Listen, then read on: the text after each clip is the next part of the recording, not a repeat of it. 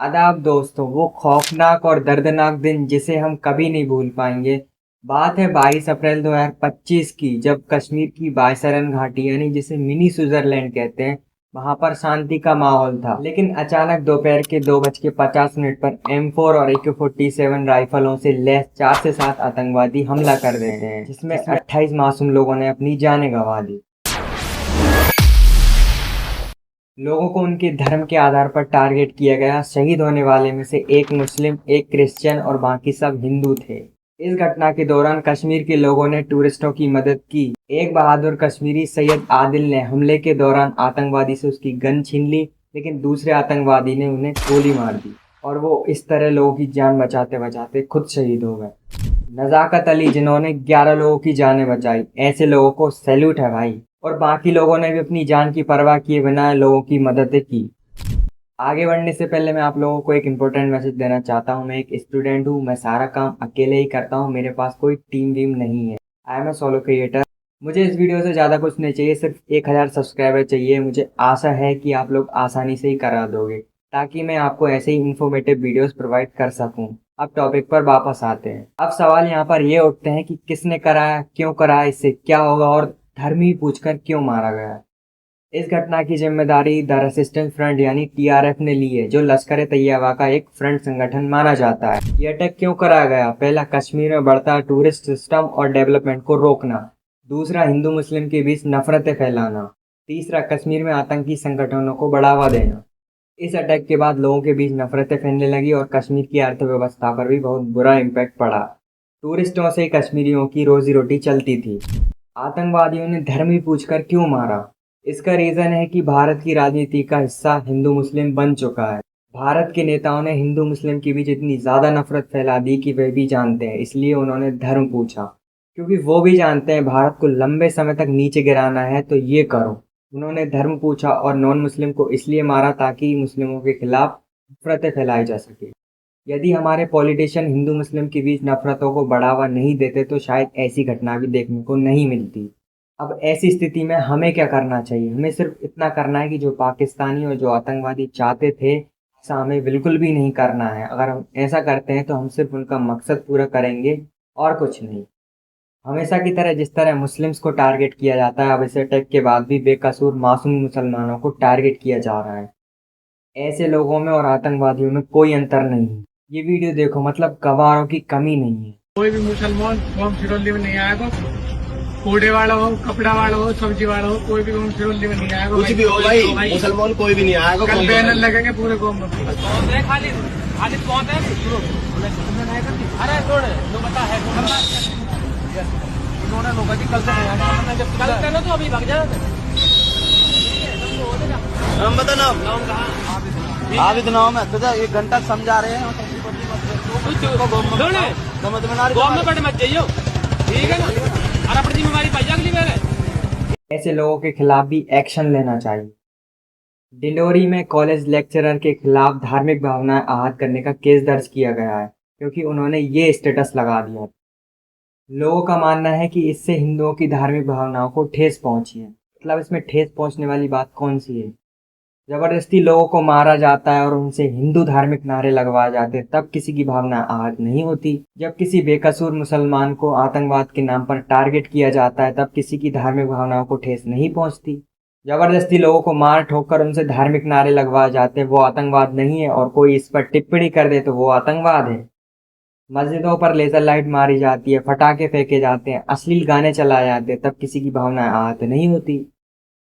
ये बीजेपी के नफरती चिंटू कह रहे हैं कि लोगों से सामान खरीदने से पहले उनका धर्म पूछो। इनके खिलाफ कोई एक्शन नहीं लिया जाएगा। अब मैं इन भाई साहब को बता दूं कि इस्लामिक कंट्री से oil, gas, LNG, dry fruits, saffron, palm oil, spices, agriculture product और गारमेंट्स, ये सब लेने से पहले धर्म पूछ कर तो देखो। देश की सभी मुस्लिम ऑर्गेनाइजर और इस्लामिक कंट्री ने इस घटना की कड़ी निंदा की है। जिन लोगों का मानना है कि आतंकवादी का धर्म होता है और जो मुस्लिम्स को टारगेट कर रहे हैं, उन लोगों के लिए मेरे पास मुंहतोड़ जवाब है। बासी बम विस्फोट 2007, ठाणे बम विस्फोट 2007, पनवेल बम विस्फोट 2007, मालेगांव बम विस्फोट 2008, गोवा बम विस्फोट 2009। अभी भी पेट नहीं भरा हो तो सुनो। हरियाणा में नासिर और जुनैद की धर्म पूछकर हत्या कर दी गई, उन्हें जिंदा गाड़ी में जला दिया गया। तबरेज अंसारी से उसका धर्म पूछकर उससे धार्मिक नारे लगवाए और उसकी हत्या कर दी गई। देखिए, मैं किसी धर्म के खिलाफ नहीं हूँ, मैं सिर्फ गलत के खिलाफ हूँ। शायद पहली बार किसी बीजेपी नेता ने सच बोला है। ये वीडियो देखिए।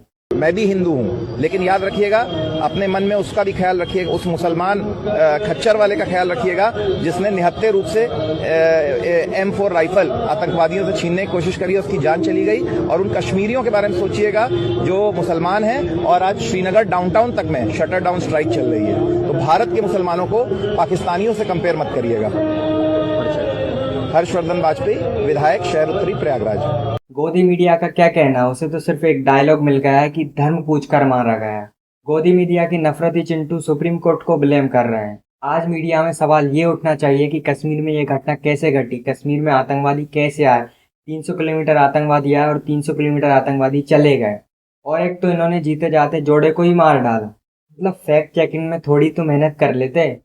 वो बात अलग है कि आपको रिपोर्टिंग करनी नहीं आती, लेकिन शर्म तो आती है ना। जब कश्मीर में ग्राउंड रिपोर्टिंग चल रही थी तब ये देखिए।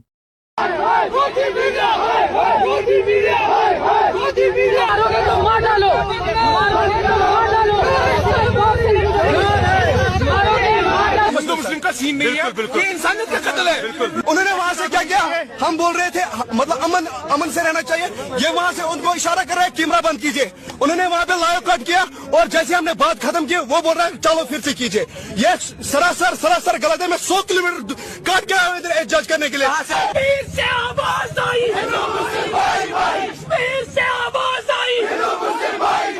Republic TV, Republic TV, Republic TV एक एक्सपेक्टेशन है, वो एक बड़ी चैनल है। हम इनको अप्रिसिएशन दे रहे थे यहाँ से कि you are the only medium जिसके थ्रू हम पूरे इंडिया को बोल सकते हैं कि ये इज नॉट बिटवीन ये हम।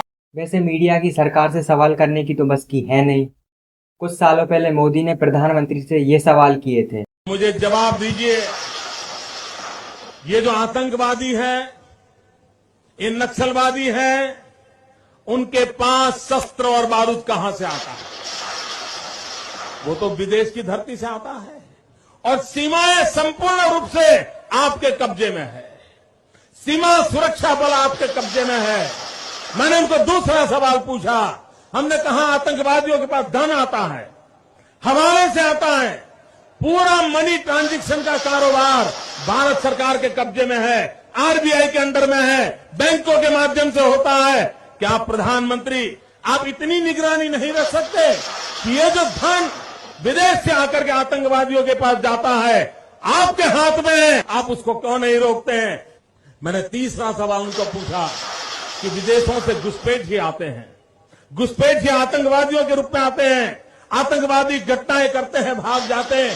प्रधानमंत्री जी आप मुझे बताइए, सीमाएं आपके हाथ में है, कोस्टल सिक्योरिटी आपके हाथ में है, बीएसएफ सेना सब आपके हाथ में है, नेवी आपके हाथ में है, ये विदेश से घुसपैठ के कैसे घुस जाते हैं? मैंने चौथा सवाल पूछा, सारा कम्युनिकेशन भारत सरकार के अंडर में है। कोई भी अगर टेलीफोन पे बात करता है, ईमेल भेजता है, कोई भी कम्युनिकेशन करता है, भारत सरकार उसको इंटरप्ट कर सकती है, इंटरप्ट कर करके जानकारियां पा सकती है कि आतंकवादी गतिविधि। अब आप प्रधानमंत्री हो, यही सवाल मैं आपसे पूछना चाहता हूँ। ये घटना कोई इंटेलिजेंट फेलियर नहीं है। देश में ऑलरेडी 8,400 आर्मी ऑफिसर्स, 92,410 सोल्जर्स की कमी है। ऐसे में हमारी सरकार के पास बाकी कामों के लिए पैसे और हमारी सुरक्षा के लिए पैसे नहीं है। ये सवाल आम जनता को सरकार पर उठाना चाहिए। बहुत बहुत शुक्रिया।